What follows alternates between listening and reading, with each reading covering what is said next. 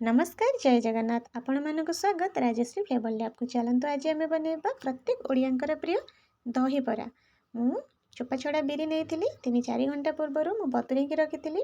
आम जो mixture jar थी ना ग्राइंडर थाए छोट कपटा से ही आम बैटर को पेस्ट बन आने। बेसी पानिया बनइबेनी एमती काठुआ काठुआ बाटी आनिबा। से लुण जीरा देके हाथ में भल से फेणेबा। भल से एमती फेणई नबा। बढ़िया से फेणेबा। जिते फेणेबे सेते आमर बराटा जालीदार बनिबो आ कॉटन परी पूरा नरम बनिबो। गोटे बाउल रे आमे पानी नबा। सेथरे आमे बैटर को पकेबा। जदि बैटरटा भासुथिबो ताहले आमर रेडी हो गला बरा पई।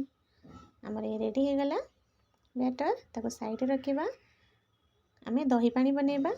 गोटे बड़ पात्रटे नबा जेमती आमर दही बरा खोला खोला ही रहिबो। गोटे बड़ बाउल आमे दही नबा। मु बसा दही नेइजी 2 बाउल आमे सेथरे पानी दबा। पतला पतला आमे दही बरा बनेबा ना सेथरे आमे पानी दबा।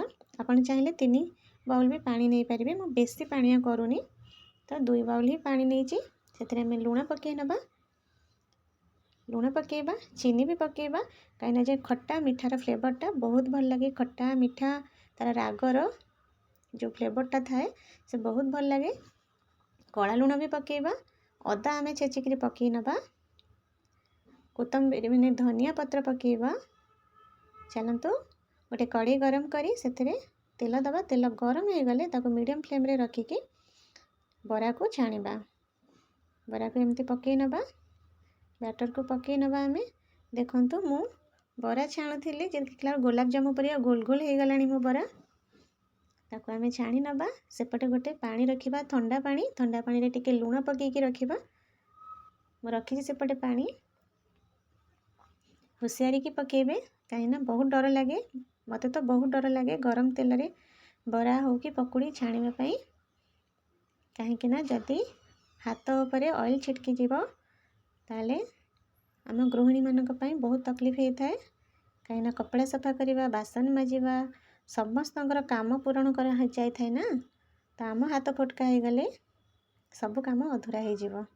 मु हाथ रे पानी लगेकी एमती आराम से मेंदू बड़ा टाइप रो मझिरे होल थाए से बराटा दही बरा रे बहुत भल देखा जाए। मु सेमती पकई नेली। आराम से पकेबे पकेकी छाणीकी आमे ठंडा पानी रे बरा तक सब पकई नबा। आउ गोटे भारी पकेबा। एमती देखंतु मु केमती पकोजी हाथ को पानी रे बुड़ेकी आमे बैटर को नबा। सेतरे मझिरे होल करिकी धीरे धीरे पकेबा। मीडियम फ्लेम रे रखिकी छाणीबे कहीं भितर आमर बढ़िया से ऑयल रे सीझी जीवो आउ ऊपर क्रिस्पी भी हो जीवो। बढ़िया से छाणी नेबा। ताको आमे पानी रे पकई थिले आराम से हाथ रे एमती प्रेस करबा। धीरे प्रेस करिवे नले भांगी जीवो आमर करिकी सेतरे जो एक्स्ट्रा ऑयल थाए पानी रे आमर बाहरी जाए। तो एमती करिकी सबुतक दही रे पकई दबा। दही बरा पाई खोला पात्र नेबे कहीं आमर दही सब गोटा गोटा आमर जो बरा गुरा सब गोटा गोटा रहिबो। सबुतक बरा को एमती पकई नबा। ताको टिके एमती मिसई नबा। आमे मसला प्रिपेयर करवा जो जीरा लंका गुंडर जो फ्लेवरटा ऊपर पकाए बहुत भल लगे। से लंका भाजीबा। लंका को भाजी नबा और गोटे चामच से जीरा दबा।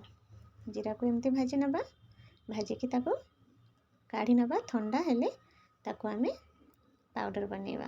2 चामच तेल दबा। तड़का दबा पई आमे दही बरार तेल देके 3टा सुखला लंका पकेबा। गोटे चामच आमे सेतरे सोरिष पकेबा भुसंग पत्र पकेबा हेंगू पकेबा। गैस को बंद कर दबा। आमे जो कश्मीरी लाल मिर्ची अच्छी ना ताको पके दबा हमर कलर पाए।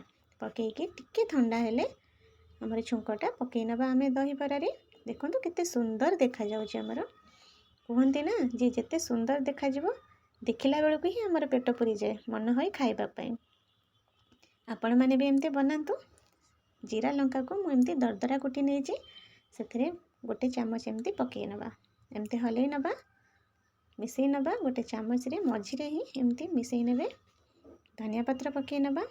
आपण मानक जदि मो रेसिपी पसंद आसे ताले लाइक शेयर सब्सक्राइब निश्चिंत करेंगे। एमती बने नबा। चलते सर्व करवा। बरा गोटे गोटे काढ़ी की एमती प्रथमे दबा तापरे दही पानी की ऊपर दे दबा। आपण मैंने निश्चिंत जनइबे आपण मानक प्लेन वाला दहीबरा पसंद ना तापर आलुदम देकर खाइबा पसंद। मते तो प्लेन वाला दहीबरा बहुत पसंद से मुझे एमती बनई। देखो केते सुंदर देखा जाउची।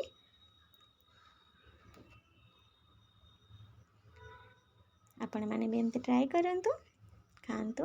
बहुत जालीदार है, नरम भी है, सॉफ्ट है, ठंडा ठंडा